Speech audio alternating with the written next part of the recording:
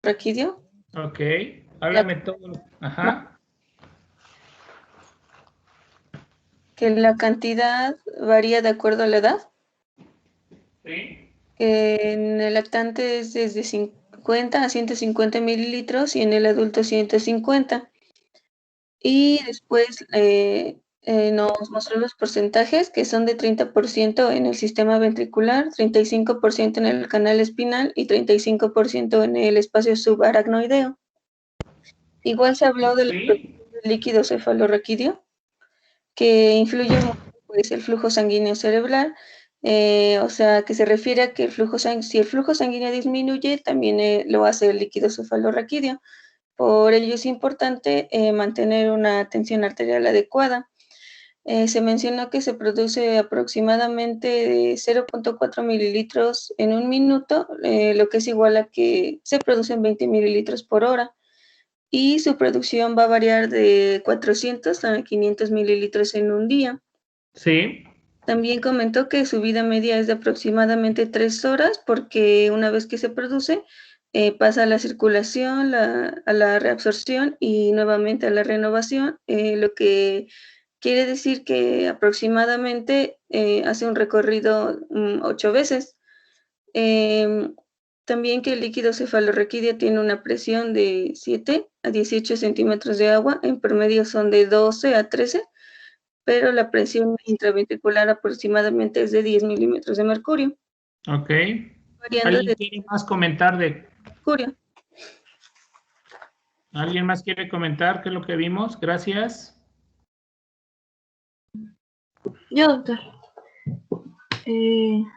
Vimos que también los componentes del líquido cefalorraquídeo van a ser proteínas y digo que a veces es mayor en relación al plasma, ya que la barrera... No. En el líquido cefalorraquídeo es muy baja la concentración de proteínas. sí, perdón.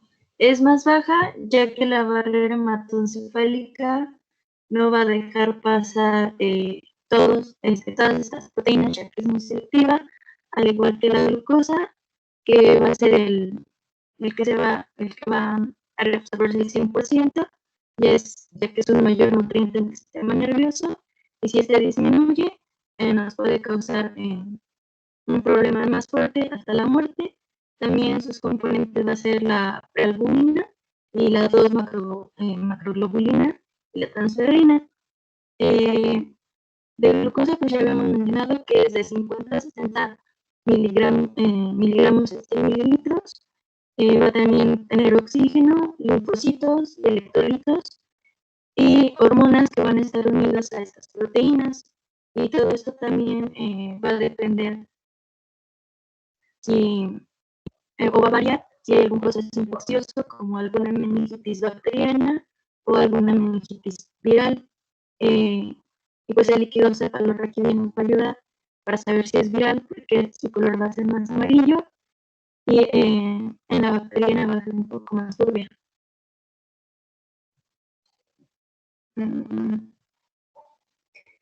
Y pues nos mencionó también en una tabla cuáles van a ser sus valores en plasma y en nuestro espacio interno.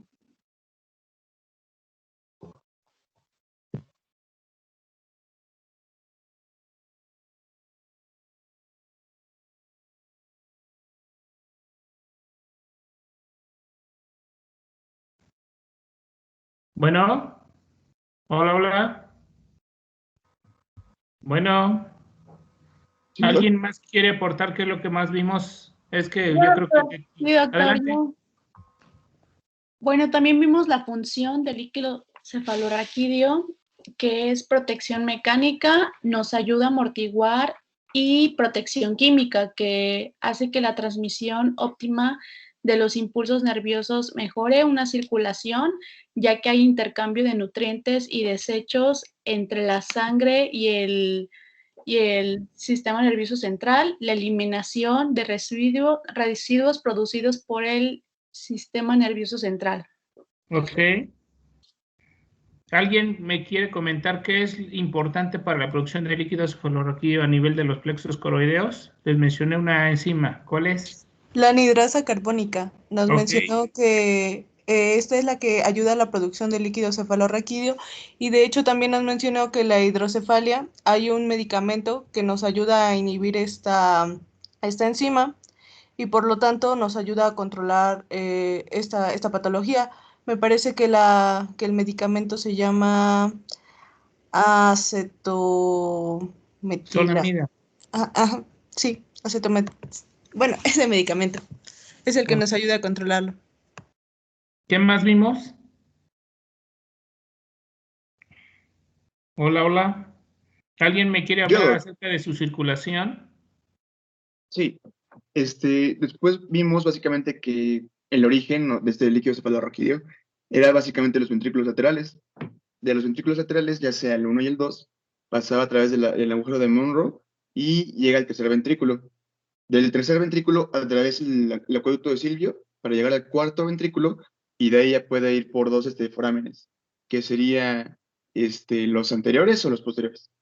En los anteriores, que son de Luschka, básicamente, o los posteriores de Mayendi, y pues ya, si pasaba por los forámenes anteriores, por el foramen medial anterior, básicamente daba todo un recorrido hacia la parte anterior del encéfalo, y si se iba por los agujeros posteriores, se iba a dar un recorrido por toda la parte posterior del encéfalo, pasando también por la cisterna magna, hasta llegar a las vellosidades de las aracnoideas, donde se iba a reabsorber.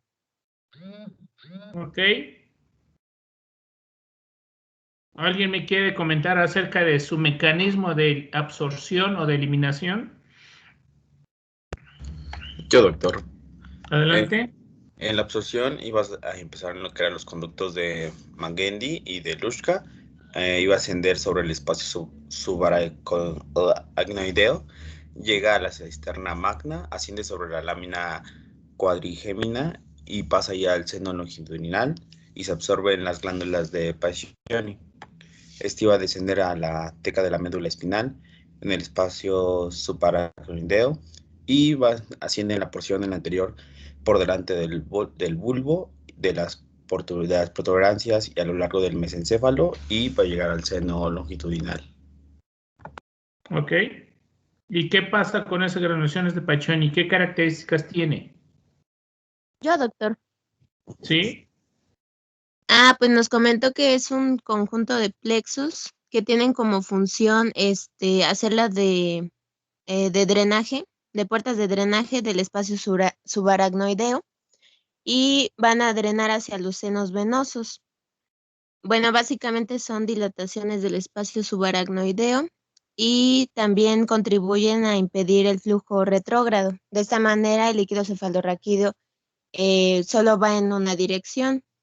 También tienen un transporte de tipo pasivo y una presión de apertura de 5 a 7 milímetros de mercurio. Y también nos comentó que al aumentar la presión venosa, como en una maniobra de Valsalva, va a disminuir el flujo de líquido cefalorraquídeo hacia el sistema venoso y por tanto va a disminuir la presión intracraneal. Sí. Ok, ¿qué más vimos? Empezábamos a ver de los del flujo sanguíneo cerebral, ¿no? De cuánto es su flujo sanguíneo cerebral. Empezábamos a ver los componentes vascular del cerebro. ¿Alguien me quiere comentar acerca de eso?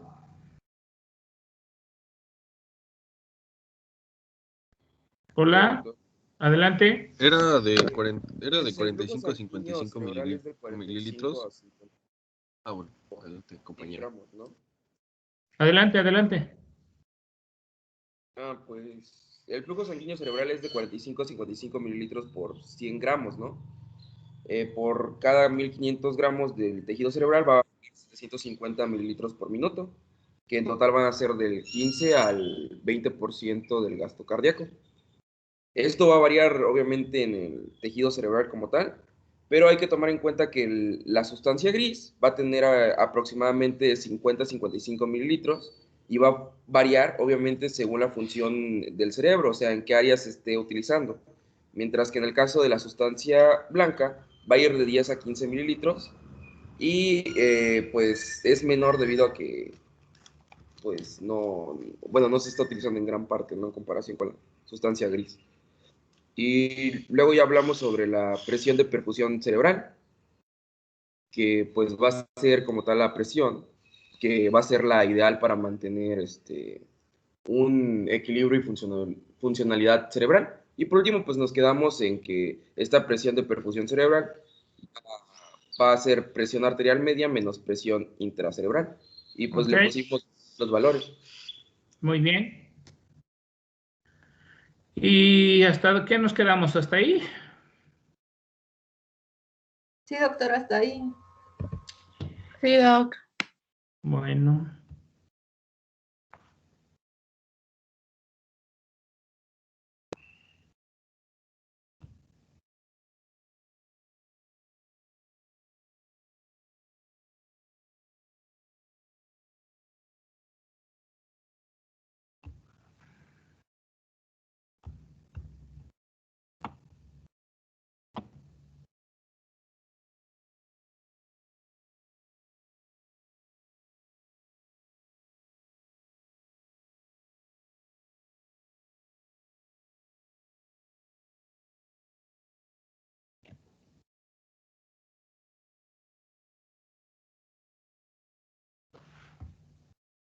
¿Ya la ven la presentación? Ya, Sí, doctor. doc. Sí, doctor. Entonces lo que estaba diciendo su compañero, pues obviamente va a cambiar lo que es va a cambiar el flujo sanguíneo dependiendo de la zona que ustedes vayan a utilizar. Realmente la sustancia gris es la que tiene mayor circulación que el resto. Lo que yo les decía, si ahorita, por ejemplo, ustedes están viendo su computadora, están escuchando y están realizando memoria, pues ahora obviamente la región frontal, la occipital y la temporal son las que van a tener mejor circulación para tratar de comprender lo que ustedes tienen. Esto va a depender más que nada de la función que ustedes le realicen para que tengan mejor funcionalidad. Y presión de perfusión cerebral obviamente es la presión que va a mantener el equilibrio y óptima funcionalidad del sistema nervioso central. ¿Y cómo se saca? Se saca de la PAN, que es menos la presión intracerebral. Entonces la PAN más o menos es de 100, 110 aproximadamente, y le restamos lo que es 10 milímetros de mercurio de mi presión intracerebral, pues obviamente me va a dar estos resultados, de 70 a 90 milímetros de mercurio. Entonces, esta presión es la idónea para que mi cerebro funcione y trabaje de manera adecuada. Y bueno, como tal, al mencionar la PAN, pues tenemos que mencionar una cosa. Hay un mecanismo de autorregulación de la presión de perfusión cerebral y obviamente tiene un límite inferior y tiene un límite posterior. El límite inferior va a ser una PAN menos de 50, perdón, hasta 50, y el otro extremo es una PAN hasta 150. Entre 50 y 150 mi organismo puede utilizar mecanismos tanto bioquímicos, tantos nerviosos, para que pueda autorregular y no le genere daño a mi sistema nervioso central. Pero si mi presión de perfusión cerebral disminuye menos de 50 o aumenta más de 150, se pierde ese mecanismo de regulación y entonces le va a empezar a dañar. ¿Y cómo lo vamos a hacer? De la siguiente forma. Primero, la PAN, ¿de qué manera influye en mi mecanismo de autorregulación? Si mi PAN disminuye, obviamente va a tener un efecto vasodilatador arteriolar, precisamente por el efecto de tipo parasimpático. Si mi PAN disminuye, entonces empieza a estimular el parasimpático para que genere vasodilatación. Al contrario, si mi PAN aumenta, empieza a aumentar lo que es el sistema simpático para generar una vasoconstricción. Y ahorita es lo que vamos a ver. Bueno, entonces yo tengo mi paciente en la cual aquí yo tengo una presión intracerebral de 10, donde mantengo una presión de perfusión cerebral de forma idónea. ¿Esto qué quiere decir? Tengo el límite inferior que son 50 y tengo el límite superior que es 150. Yo les decía yo que si mi presión de perfusión cerebral disminuye, obviamente va a echar de la mano del sistema parasimpático generando vasodilatación, ¿ok? Pero si disminuye mi presión de perfusión cerebral menos de 50, ese mecanismo de autorregulación se pierde. Entonces, al perderse, obviamente ya me va a generar un daño que va a ser isquemia, y la isquemia va a alterar lo que son concentración de lactato, alteración de las bombas sodio-potasio TPasa, concentración de soluciones hiperosmolares intracelular, y esto me va a generar edema de tipo citotóxico, que al final el resultado va a ser isquemia. Estamos hablando de aquellos pacientes que se ahogan, aquellos pacientes que los estrangulan, pues obviamente me va a alterar esto y me va a generar edema de tipo citotóxico. Ahora, ¿qué pasa cuando yo tengo una masa tumoral? Pues obviamente mi presión intracerebral va a aumentar, y mi presión intracerebral al aumentar, pues obviamente, ahorita vamos a hacer un ejemplo, va a disminuir mi presión de perfusión cerebral, y con esto me va a generar isquemia, sobre todo de las zonas alrededor de donde se encuentra la lesión, pero obviamente esa isquemia la va a generar a todo el sistema nervioso central, porque es se encuentra en una cavidad cerrada completamente. Ahora, nos vamos al extremo. Tengo yo mi presión de perfusión cerebral, o bueno, mi paciente es un hipertenso descontrolado, ¿verdad? Que ya saben que no les gusta tomar medicamentos, y bueno, el paciente pues le echa el chupe, el colesterol y triglicéridos altos, obviamente deshidratado, bueno, su presión de perfusión cerebral, si aumenta de más de 150, obviamente, sobre todo en las crisis hipertensivas, ¿qué va a generar como mecanismo de autorregulación? Vasoconstricción. Pero si ese aumento de perfusión cerebral aumenta, se pierde ese mecanismo de vasoconstricción, que lo vamos a ver ahorita, que se llama efecto Bailey, y entonces genera una vasodilatación, genera hiperperfusión y genera paso de los componentes sanguíneos a nivel intersticial, y pues obviamente esto me va a generar edema de tipo vasogénico. Y obviamente el edema de tipo vasogénico, pues tarde o temprano me va a generar daño cerebral por el aumento de presión intracerebral.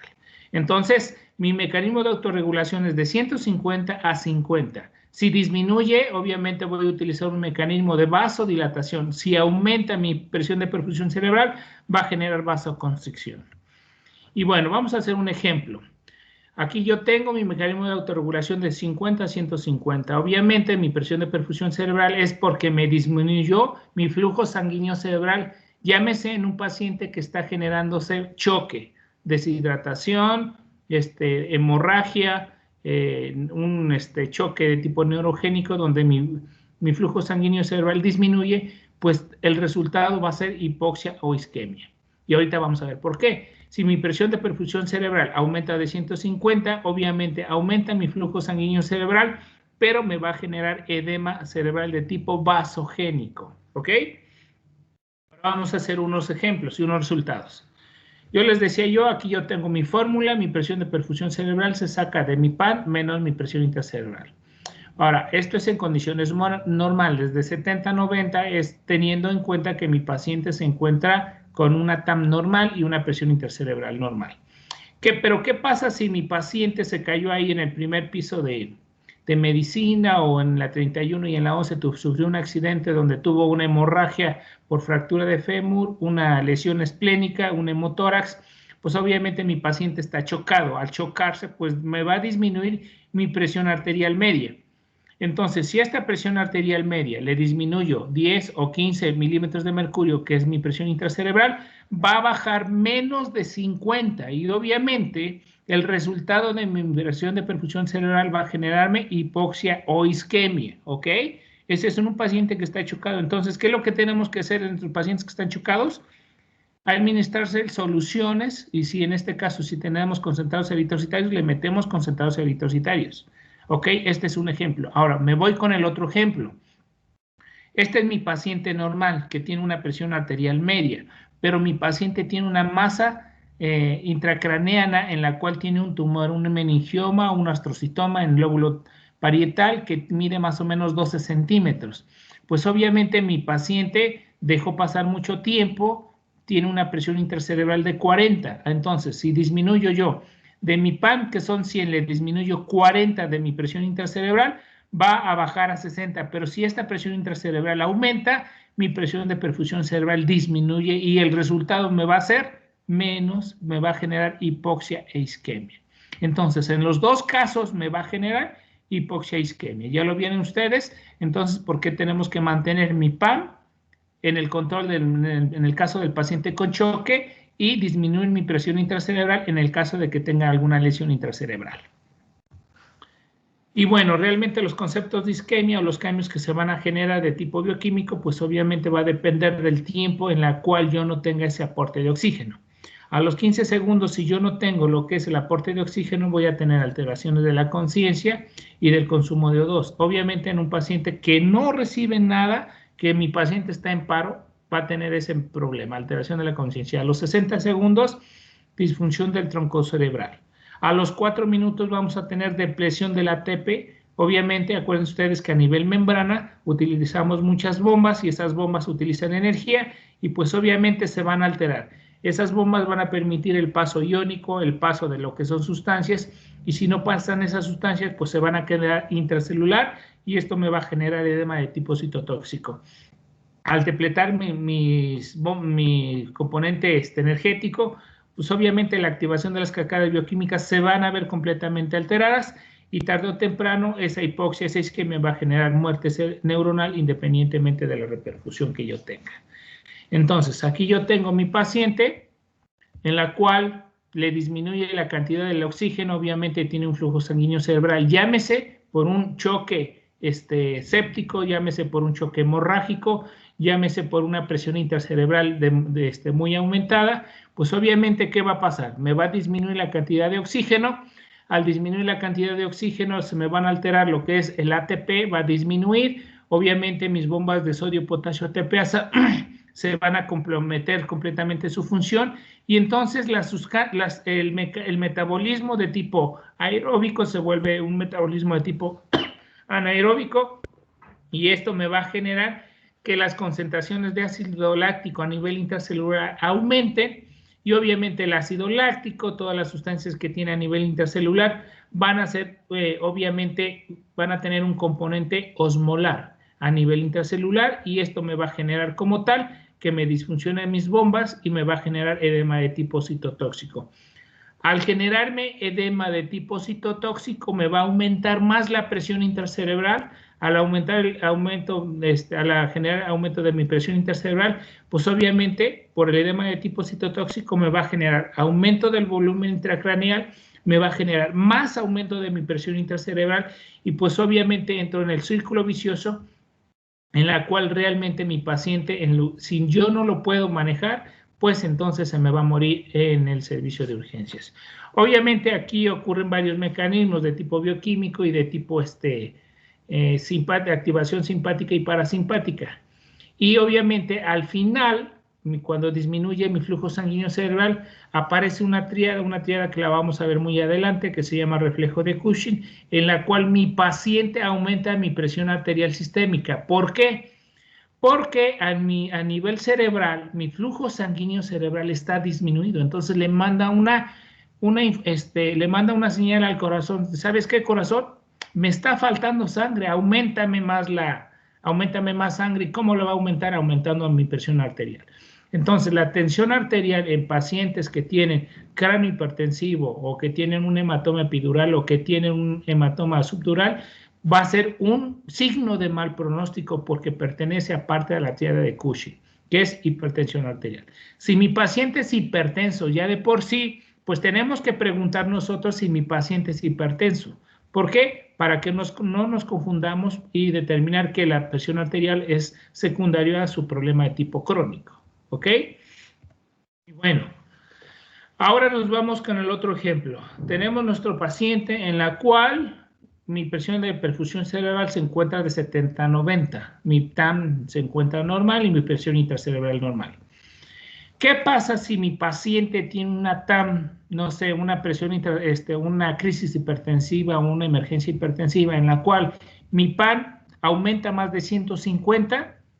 O supongamos que tiene una PAM de 180, le restamos nosotros 10 mililitros de mercurio, pues obviamente va a ser una presión de perfusión mayor de 150. Esto va a generarme hiperperfusión capilar, disfunción endotelial, y al generarme disfunción endotelial, todos los componentes sanguíneos van a pasar. Obviamente se pierde esa barrera hematoencefálica por ese aumento de presión intracerebral y el resultado final va a ser un edema cerebral o también llamado de tipo vasogénico. ¿Ok? Igual, entonces, siempre yo tengo que tener mi paciente con una presión de perfusión cerebral de manera adecuada, que se encuentre más o menos a la línea media y que no disminuya menos de 50 y que no aumente más de 150. Si me disminuye, si me va disminuyendo, obviamente utilizamos el mecanismo de autorregulación activando el sistema parasimpático generando vasodilatación. Pero si disminuye menos de 150, ese mecanismo se pierde y tarde o temprano me va a generar edema de tipo citotóxico. Al todo completamente lo contrario, si mi paciente aumenta mi presión de perfusión cerebral, obviamente en aquellos pacientes hipertensos descontrolados, utilizamos el mecanismo de compensación simpática generando vasoconstricción, pero si aumento de esos 150, me va a generar disfunción endotelial, hiperperfusión y edema de tipo vasogénico. Entonces, este mecanismo de autorregulación tenemos que tenerlo y llevarlo al paciente con mi PAN de manera adecuada y que mi presión intracerebral no aumente más de lo normal. Entonces, si mi paciente está, en este caso, chocado, pues tengo que utilizar líquidos concentrados eritrocitarios para que no genere ese problema de choque. Si mi paciente tiene un tumor intracerebral, pues tengo que controlar ese tumor llevándolo a cirugía o drenando ese hematoma epidural o drenando ese hematoma subdural para que no me genere ese aumento de mi presión intracerebral. O lo contrario, si mi paciente está descontrolado de su presión arterial, pues tengo que llevarla lo más adecuado. Ahora, en mis pacientes que son arteriales crónicos, no se recomienda disminuir mi presión arterial media menos del 30% porque me va a generar edema de tipo citotóxico. Entonces, tengo que tener cuidado en mi paciente. En aquellos pacientes que tienen crisis hipertensiva, en aquellos pacientes que tienen emergencia hipertensiva, tengo que disminuirle solamente el 30% a mi PAN para que lo lleve yo y no le genere edema de tipo citotóxico. Ese es uno de los principios que vamos a tener. Y bueno, la teoría neurogénica ya saben ustedes, la vasoconstricción cuando aumenta mi PAN y vasodilatación cuando disminuye mi PAN, mi presión de perfusión cerebral. Y bueno, ¿cómo sucede esto? ¿Por qué sucede esto? Bueno, aquí yo tengo mi paciente en la cual tiene una presión intracerebral de manera adecuada de 10 y obviamente mi PAN se encuentra de manera adecuada, no pasa ningún efecto. Pero ¿qué pasa si mi presión intracerebral aumenta? Bueno, al generarme el aumento de mi presión intracerebral va a generar un aumento de diámetro de manera inicial. Esto va a ser en los primeros segundos. Posteriormente va a generarme una vasoconstricción de manera importante, disminuyendo el diámetro del vaso para generar la vasoconstricción. Y obviamente esto sucede a nivel miopitelial de la túnica media, en la cual va a permitir esos cambios generando el paso de calcio para generarme esa vasoconstricción. A este efecto de vasoconstricción a nivel de los vasos arteriales se le llama efecto de Baylis, precisamente por ese aumento de mi presión intracerebral y de mi presión de perfusión cerebral. Ese efecto es el que comprendamos nosotros por qué me va a generar vasoconstricción cuando aumenta mi presión de perfusión cerebral.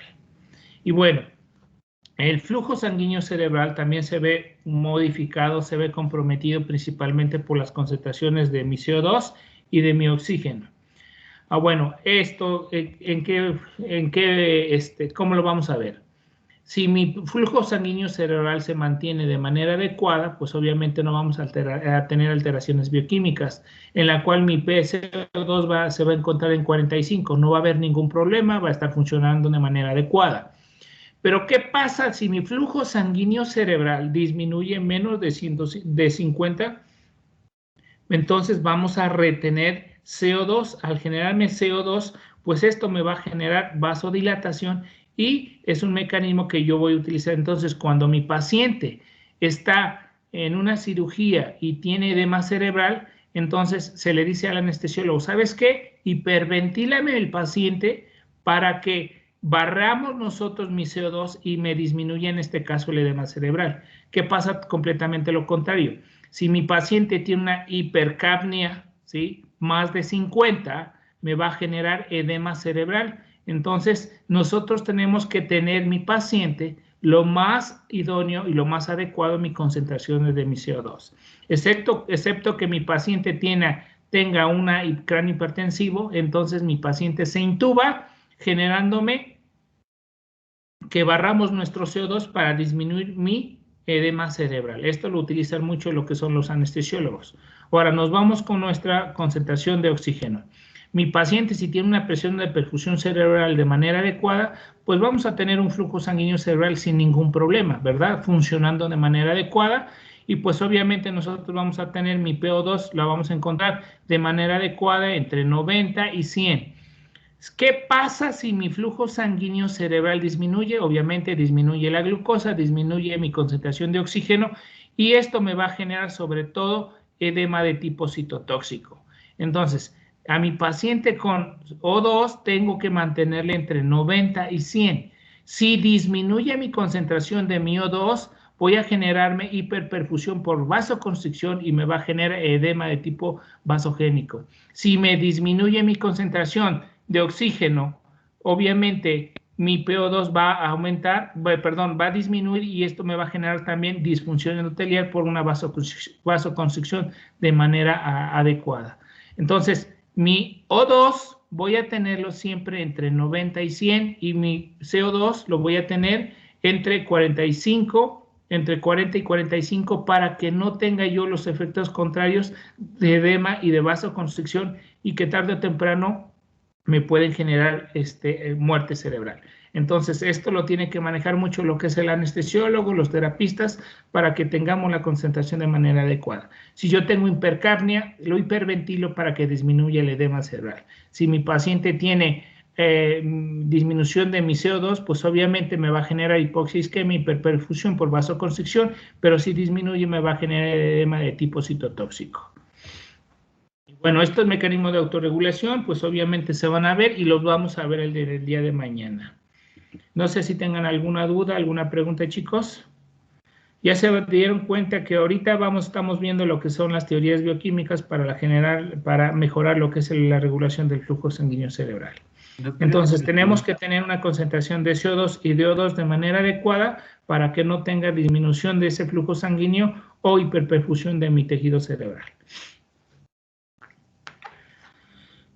Hola, hola. Doctor, yo tengo una pregunta. Dime.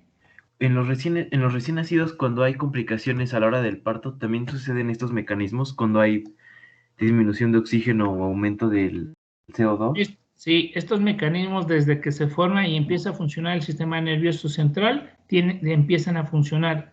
Y si no te funciona de manera adecuada, pues obviamente aquel paciente que está orbitado, aquel paciente que está generando hemocompresión a nivel de lo que es el cordón umbilical, le va a generar disminución de CO2, hipercapnia, y esto le va a generar edema cerebral y me va a generarme muerte cerebral.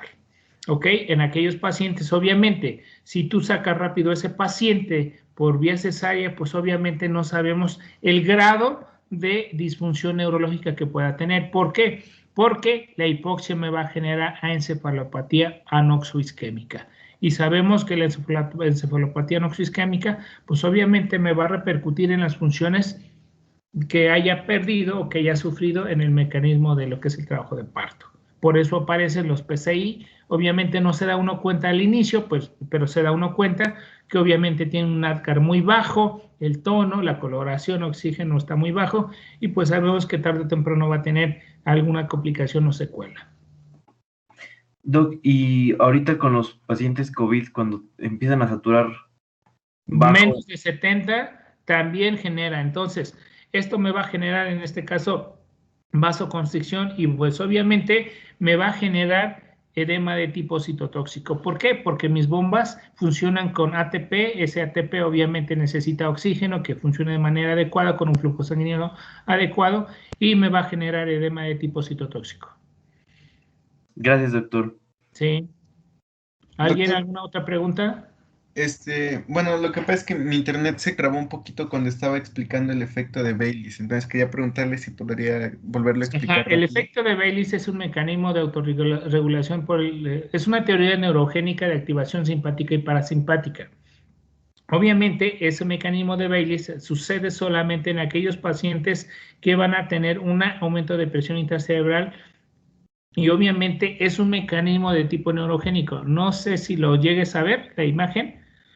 Cuando aumenta mi presión intracerebral, aquí yo lo tengo, supongamos que mi presión intracerebral aumentó más de 40 o más de 30, el paciente genera vasoconstricción para mejorar el flujo sanguíneo. Entonces genera, de inicio aumenta el diámetro de manera rápida, cuestión de unos segundos. Posteriormente va a generar una vasoconstricción sostenida para mejorar el flujo sanguíneo. Y esto obviamente sucede a nivel de lo que es la capa muscular, generando el paso de sodio, generando el paso de calcio para generar una vasoconstricción y obviamente se mantenga de manera sostenida. ¿Ok? Esa es la teoría de tipo neurogénico por el efecto de Baylis, por el efecto de vasoconstricción. ¿Ok? Sí, gracias, doctor. ¿Alguna otra pregunta, chicos? Bueno, ya mañana lo vemos con calma.